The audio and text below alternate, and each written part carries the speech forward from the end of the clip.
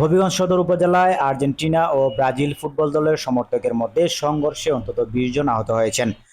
বুধবার বিকেলে উপজেলার কাশীপুর গ্রামে এ ঘটনা ঘটে। আহতদের মধ্যে কয়েকজনের অবস্থা গুরুতর হওয়ায় তাদের হবিগঞ্জ সদর আধুনিক হাসপাতালে ভর্তি করা হয়েছে। স্থানীয় সূত্রে জানা যায়, মঙ্গলবার বিকেলে কাশীপুর গ্রামে আর্জেন্টিনা ও ব্রাজিল সমর্থকের অংশগ্রহণে একটি প্রীতি ফুটবল ম্যাচ অনুষ্ঠিত হয়।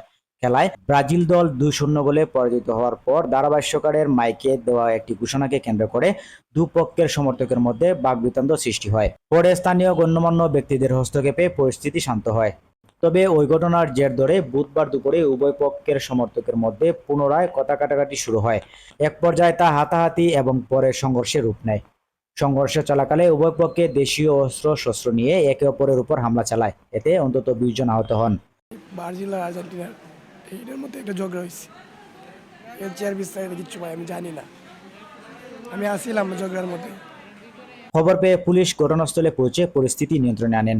আহতদের উদ্ধার করে হবিগঞ্জ সদর আধুনিক হাসপাতালে পাঠানো হয়। বর্তমানে এলাকায় অতিরিক্ত পুলিশ মোতায়েন রয়েছে।